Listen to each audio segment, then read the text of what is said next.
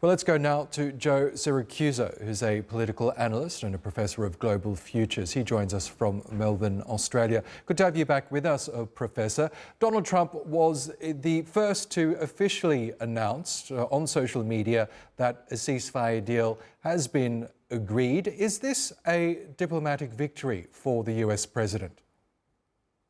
Good morning, Oscar.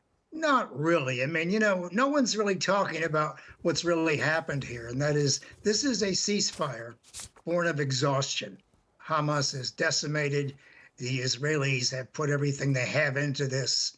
There are 20,000 Israelis who have been wounded. 50% of them are suffering PTSD. I mean, this is a major hit on Israeli society. These young men and women just can't unsee what they've seen in this urban warfare. This idea of who's going to get credit for this strikes me as odd. I mean, when I was younger, the Nobel Peace Committee gave Henry Kissinger a Nobel Peace Prize after bombing North Vietnam for about 3 or 4 years. They gave him a prize with the other fellow in North Vietnam for stopping the war. So in a sense, there's that.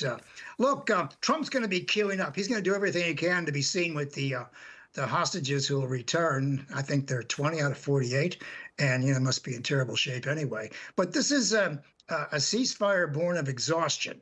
Nobody did anything special here. What they're doing is they're just kind of going back into their corners. And they're right, it is phase one. The Hamas will cough up the hostages, which of course is their last trump card, without using a pun here, and the Israelis are going to go to some line and regroup.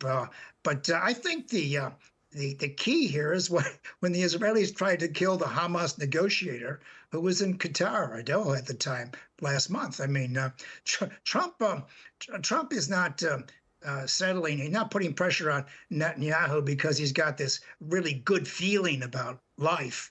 What he is he's fearful of looking stupid. I mean, he doesn't want to look foolish in the international community, and he's trying to cooperate with Netanyahu. That's after giving him a blank check, and to cease. And Netanyahu tries to kill the negotiator in Doha amongst the friends and co-investors of Trump's businesses. So it's a very, very bad look.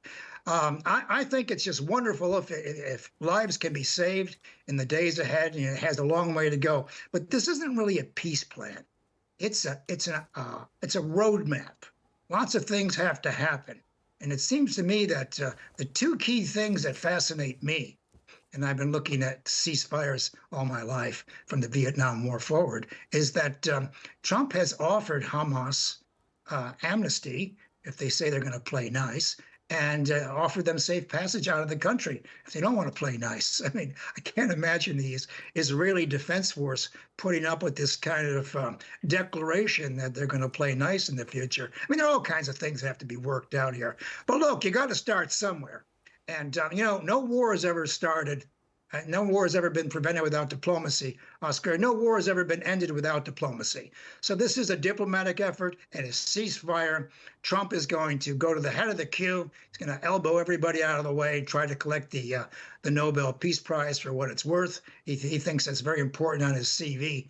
As a matter of fact, I don't think it means that much anymore. Used to maybe mean something. But I'm very cautiously optimistic that that we've started something here that can't be reversed. And I think, what is it, Gaza and the Israelis have been at war in Gaza, I think 15 separate times. So yeah, it may happen again. Look, these people are not going to end this war, in love with each other or the prospect of the future.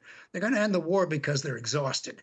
And it's going to take a generation for the Israelis to burn the contempt with which the international community holds Netanyahu and the Israeli state. We still have the Palestinian state that's going to come forward. I think 150 states recognize a Palestinian state, but no one's told me or anyone else who's going to run it and where it's going to be exactly. I mean, we got all kinds of things that may not happen. But I think the most important thing for your viewers to think about is this. When you have an insoluble problem, when you have a problem that just cannot be solved, you have to have kind of a ceremonial solution to give everyone the impression that you have solved it or attempted to solve it. So in this case, they're saying, well, look, we have a ceasefire that may morph into a peace plan, and so that takes care of the Israeli war in Gaza. Let's move on to the next problem. Well, actually, it doesn't, because all the original root causes are still there, and they're going to be there for a long time. And finally, here, who's going to write the check? Who's going to pay for the restoration of what's happened to Gaza? I mean, Gaza doesn't exist anymore as far as I can see, mainly due to TRT over these 2 years. I mean, everything's gone. Education and health, finance, commerce. I mean, the place has been flattened. So, who's going to pick up the bill? And I doubt the American people are going to hang around for that.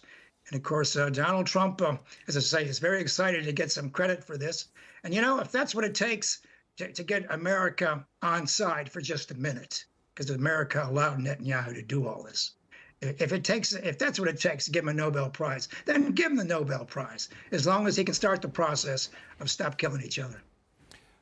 As you say, Professor, the underlying causes of the tension in this region still persists, namely the lack of an independent Palestinian state since the State of Israel was created. But we know there's been growing pressure from Israel's Western allies, a number of them who have recognized a Palestinian state.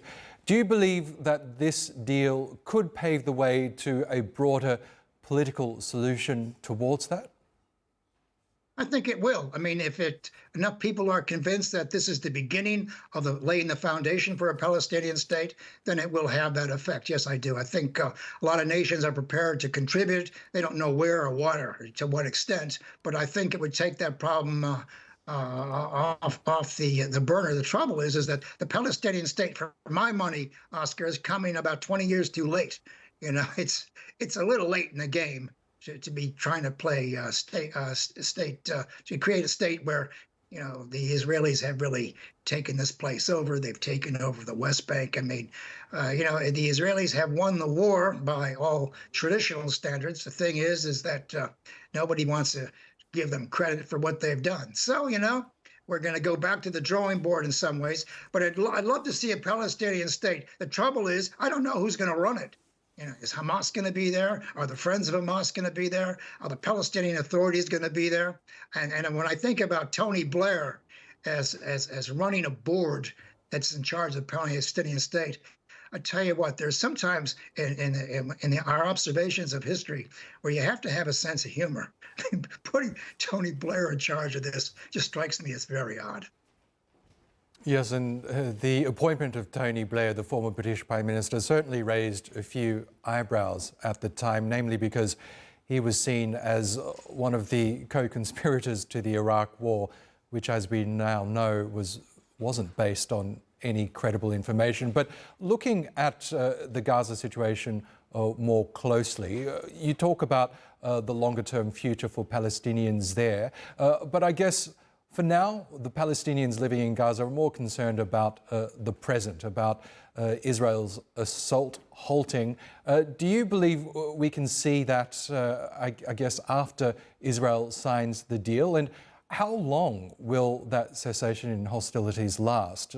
Because there is a growing concern that if and when all of the hostages are released, Israel will simply resume its attack.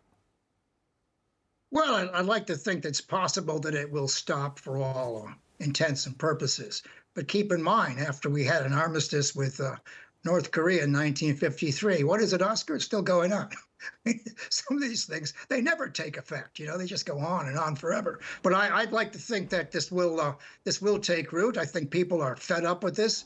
I think Palestinians would like to get their people in Gaza would like to get their lives back on track. And of course, it's going to take many, many years for them to mourn their dead. And same thing in Israel for their own dead. This takes a long time to heal. This is a generation-long project. And by the time these people really feel some sort of have feelings for each other's prosperity and future, Donald Trump will be long gone. Everybody who's trying to queue up for credit right now will be long gone. So this is a generation-long problem that we're looking at. But if it stops the killing for a week, a year, or maybe even permanently, then I'm all for that. Okay, Professor Joe Siracusa, we'll have to leave it there. Thank you again for joining us on the program. Thank you.